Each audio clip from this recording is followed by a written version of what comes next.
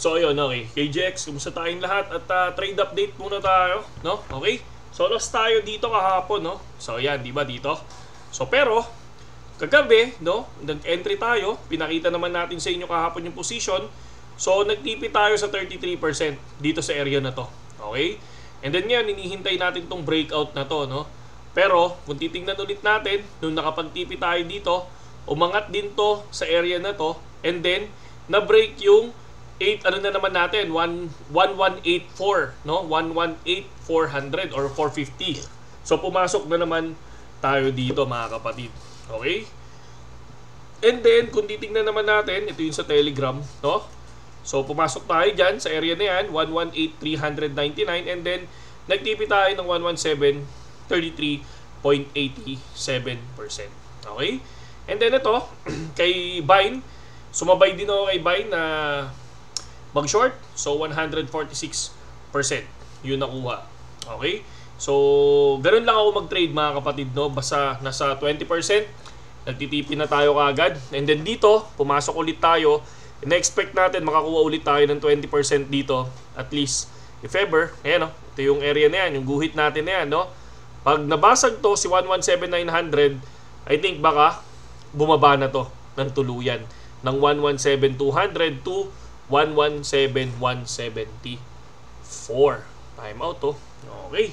So next, ito yung pag-usapan natin. Pero dito hindi ko kino-close yung opportunity dito sa 119,4550. So baka mamaya pumunta yan dito, magkaroon ng breakout, pwedeng lumipad dyan. At ang magpapalipad niyan ay ito. FOMC tomorrow. The Fed will decide whether to cut, hike, or keep rates unchanged, no?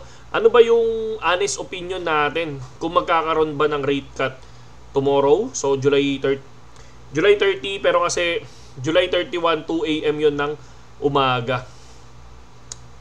So para sa akin dito, masyadong maaga para mag-cut ng rate, ay mag-rate cut, no? So kasi based sa current economic data, statement ng Federal Reserve, malaki ang possibility na i-maintain muna nila, no? Keep unchanged, no? Hindi muna sila tawag dito, hindi muna sila magtaas, no? Pero ano lang to my own opinion lang to, no? So siguro bakit ko nasabi yun? Kasi syempre pag nag-cut rate sila, di ba? Possible for long term ay mag-rate ng cut. Possible for long term magkaroon sila ng problema, mas umangat pa yung inflation. Kasi dapat pag nag-cut daw sila ng rate, no, dapat medyo mababa na yung inflation. Okay? So wala lang tayo internet, siguro mamaya babalikan, pero balik lang tayo dito. So ano ba yung ibig kong sabihin dito, no? Syempre inflation, bumabagal yan, pero hindi pa nata-target yung 2%, di ba? Sa inflation natin. So mamaya makikita natin kung ilan yung inflation. So may internet na ba? Okay. So next, yung job market, medyo matibay pa rin naman kahit papaano, di ba? Ayaw ng Fed kasi magmadaling mag-cut dahil baka bumalik ang inflation. So ibig sabihin, kung bumabagal ang inflation ngayon, ang gusto ng Fed, sige, muna tayo, stay muna tayo dito.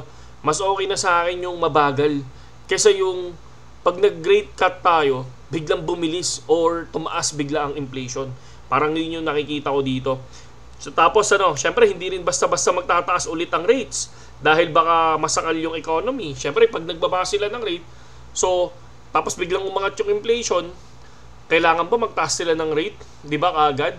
Imposible naman 'yon, 'di ba? Kakababa lang ng rate tapos biglang iaangat nila kaagad para makahabol. Parang hindi 'yun okay, 'di ba? So para sa akin rate pause muna, no?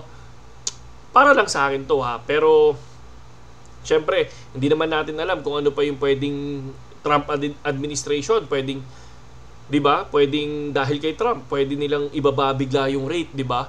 So pero ako, for me, better na stay, no? So sabi nga nila September doon sila mag-rate cut pero biglang tunog-tunugan ngayon tong July, di ba? sorry. Okay. Wala lang ako internet. Yun, okay. So nakaraang inflation natin, so sabihin na natin Etong July, kailan ba yung inflation nakaraan? More. CPI. Unemployment claims, non-farm employment change. Hanapin natin yung nakaraang CPI. Para lang may knowledge tayo. Kasi sabi nila pag daw nag-ano sila, nag-cut ng rate, dapat daw mababa yung inflation. So, nasa na yan? Ito. Kung titignan natin ang CPI natin, month on month, nag 0.2. So, mababa naman talaga. Pero sa year on year, nag 2.7. So, kung titignan natin, 2.6, 2.7. Sa CPI, month on month, stay lang siya. Sa CPI core, month on month, 0.2. Pero kung titignan mo, 2.7 ang year. Oh. Okay? So, dapat mas maganda kung pababain talaga nila yan. Sana 2%. Sabi nga nila, sana 2% eh. Pag daw bumaba ng 2%, ayun daw, pwede daw sila mag-rate cut. Diba? So, sa ngayon, ano prediction nyo? Sana, comment din kayo sa ilalim para at least kahit papano, diba? Pag ano tayo, palitan tayo ng kaalaman, mga kapatid, no? Siyempre, kung yan, di ba, mag-rate cut kaagad, no? Possible na tumaas ulit yung inflation sa future kung mag-rate cut ng Federal Reserve ngayon, no? Lalo na kung hindi pa totally kontrolado ang inflation. Yun yung nakikita natin dito, mga kapatid. Siyempre, bakit? Di ba? Kapag nag-rate cut, ito yung mga possible na mangyari. Mas mura yung umutang, mas maraming tao ang bibili ng bahay, kotse, o gamit na credit card, no? Mas maraming negosyo ang uutang para mag-expand, di ba? Mas maraming pera na circulation, tumataas ang consumer spending, di ba? Lumalakas ang demand sa mga produkto. Kung kulang ang supply, tataas ang presyo ng mga bilihin, inflation. So yun. Kaya nag-iingat yung Fed dito. Kung magka-cut sila ng rates ng maaga, baka bumalik yung inflation. Kaya gusto muna nilang makita na stable yung presyo, humina na yung demand, mahina ang job market, yan. So, para sa akin, real talk, kung ngayon 2025, hindi pa rin bumalik yung 2% ng inflation, target Fed, no?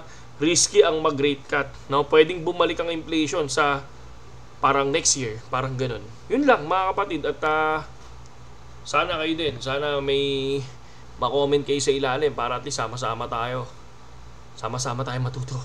Saludo kay Jex at mabuhay kayong lahat.